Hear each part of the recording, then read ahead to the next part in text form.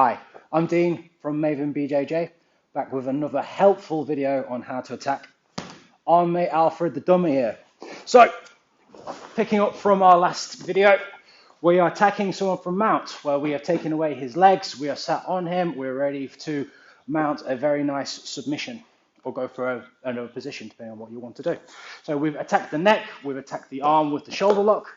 Let's go with one of the key fundamentals when it comes to jiu-jitsu. I think if anyone who's shown any interest in jiu-jitsu probably would have understood or understands what we have when it comes to arm bars, triangles, rear naked chokes. Let's start with the arm bar from this position, okay? So the arm bar. The arm bar is a term where take your arm, bend it in this position, okay? Feels very nice. Take your arm, bend it in the opposite direction. Not so nice. You're hyperextending the arm. So what you need for this is you need something placed against your elbow and something pulling your arm down. Okay, that is what an arm bar is. Okay, we can do this from mount position. We can do this from guard position. We can do this from, I'm pretty sure I've seen variations of getting an arm bar from almost any position. It's very universal, and it's very much one of the, if you have a look on Google, if you've Googled jiu-jitsu, most likely you'll see pictures of people arm barring each other. Okay, so we're going to do this from here. Why we do a fundamental arm bar from mount, why I didn't show this in the first video. Because when we are going for the arm bar, we commit ourselves to position into an arm bar. While the attacks that we were doing before, attacking the neck, attacking the arm, if anything goes wrong, your position on your opponent hasn't changed. So we can go for the neck, give up. But if we go for an armbar position, so I'm not going to, this isn't the actual transition to an armbar. If it was, I'd bloody love it because it's easy. But that's a mount position. If we were in armbar position, we would be sat onto his side with his arm in between our legs, pinching our knees together, legs out, extending across his body and against his head so he doesn't just sit up out of it. We're hugging his arm, and what we're doing is we're falling back, pinching, and we're hyperextending the arm. If it's nice and tight into this position, if it's nice and tight, usually if I get to about here, there's a tap, okay? That's where the arm is slightly starting to hyperextend. If you've not done it quite as well, you might get to this position, it's still a bit loose, and he's not tapped. You would hip up, and that would extend the arm. And that will get that position into a nice, from there to there, and it's a nice little tap, okay? That's the position we need to get into. But what you'll see is when I'm in mount, my hips are forward facing on him. To get into the armbar position, my hips need to face 90 degrees away, okay? So from here, I need to somehow get to here. And it's that transition that if you do it sloppily, opens up positions for him to get his arm free, wiggle out, who knows, just get away from you. So one of the fundamentals is how do you set this up? With our dummy Alfred here, he's not very good at moving, I've noticed, which is a damn shame. But we can sort of use him to emulate someone who doesn't know what they're doing in jiu-jitsu. He may be going into that defensive shell position, okay? But he might be a little bit loose, but he doesn't want to move and he thinks he's safe here. I can force him into an armbar position. So if I'm going to attack this arm, I'm going to take the arm on the opposite side. I'm going to go underneath his wrist. So usually if he's in the shell position, you can find a little opening to go underneath the wrist. Through there, we continue on and grab the back of his tricep to around the shoulder area, whichever you feel comfortable on. But ultimately, I'm going to use this position on his body to pull him up here, okay? So if it's too high up, it's just going to pull the arm and it's not very good. You need to have the ability to pull him up because ultimately I want him to open up a little bit of a space near his head. I kind of want him on his side. If I can get him into that position, perfect. But unless you're really, really strong and the person really doesn't know what they're doing, they're going to resist by the time they get to here. The best we can really hope for is to get into this type of position here. Before he pulls back down I get to this position, I need to move something into his back, into this area here to stop him from going straight down to the ground.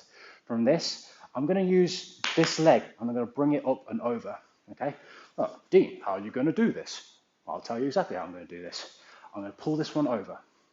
Opens up the gap. Before he pulls back down, I'm going to use this arm to use this as a way of making my hips and my legs lighter. Right now, my weight is on my legs. I can't really move them very, very easily. But if I pull him up, use this arm over here, this leg has suddenly become a lot lighter because my weight is down. My weight is now slightly up over my leg. So now I can bring this in and I bring my knee right behind him, right, not so much that you're hitting him in the head, but I definitely want to get to a point where his shoulder is not able to go back down to the ground. Okay, we're in this position. Once I've got control of this arm, I don't let go of it. At any point where I lose control, I need to either get control of that arm back or I abandon the position. If you're doing this well, this arm does not leave your chest. Okay, so we're in this position, and this is this leg is kind of back, and ultimately I've stopped him from rolling back to get flat on the ground. He's kind of on his side. From here, now I need to get my legs into a position where I'm weight down on him. Okay, this leg, Alfred, move your arm. This leg is kind of posted up, so I'm stood on it. What I want to do is I want to straighten that leg out and curl it round. Okay, so I'm trying to get kind of my knee to meet my heel. So I'm in this weird position where I'm kind of wrapping him up. But what this has done is I've put a lot of weight on his ribs now, and I feel a lot heavier on him. While I was here, while I can keep some weight down on him, it just doesn't feel quite as heavy as it ought to feel. While if I pull this arm up, straighten that leg, wrap it up, I'm in this S-mount position. Now this feels awkward. It does when you first start doing this, but it feels a lot controlled because right now I can just feel my weight sat on him, okay? I'm still very, very tight. I've not given him any space to wiggle free. With this position, I now need to free this leg behind and kick it over his head to get into that armbar position. To do this, because my leg is in this direction now, if I lean my body weight into his body, into his legs, one, it's putting pressure on his ribs. Don't feel nice. But ultimately, when I'm pulling around this way, this leg becomes nice and light and free to move. As I step around and I'm in front of his head, I then sit down, sit back, and then we're in that 90-degree angle armbar I showed you before. We're in this position. I've got the arm. Tighten the grip on my knees. Now, you will deal with your opponent grabbing onto his own arm to stop you from extending out. But just for this instructional, let's pretend he doesn't know how to do that. Go away. So we're in this position. We squeeze our knees together. What's really important is his shoulder is really close to me, okay, right in the groin area, because this will make it very nice and tight that when I start pulling down, about here is the tap. If it's a bit loose and you're doing it incorrectly, there's the tap. And if you're not doing it very well at all, there's the tap. But ultimately, we're in this position. Nice armbar down. And that is a very classic jiu-jitsu move. So if I do this from, say, this angle, he's in the shell position. I'm going to go across him, grab him behind the tricep, pull him up, use my hands as support so I can make my knee over, and I pull him into this position here where my knee and my body is stopping him from rolling back onto his side. I pull his forearm towards me. You don't always have to do this, but it just makes it easier to place this foot. I pull this in, this leg straightens out, curls around, and I'm in that nice, really tight S-mount position. I've not let go of this. That was just because this is a dummy and he's not going anywhere. Your opponent will escape if you let this go. I hold on to this. Here's a tip. If you feel that you are continuously letting go of this, grab your own collar, then you ain't got a choice but to hold on to this arm. We're in this position, nice S mount. He feels the pressure down me. I need to get this leg light and over his head. I lean into his body, lean towards his legs, which is putting the weight to this side, leaving this leg open to step around over the head. I sit back down, then I'm in that armbar position.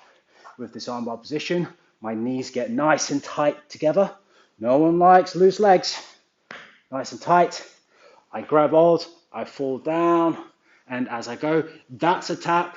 If it's too loose, that's a tap. If it's the ultimate loose and you've really made a mess of it, that's a tap. Okay? Ultimately, this is one of probably the most, as a white belt, this is probably one of the most risky moves that you feel you can go for, especially if you're a bit larger. I mean, I was always one of the larger white belts, unfortunately. And I always felt once I got into this position, I felt I could use my weight and really attack the arms, attack the neck, that I didn't want to change the position of taking my weight off him. It becomes with practice, but as soon as you get that practice in, you can really set this up nicely. And you really set up the arm bar, and it can be really quick.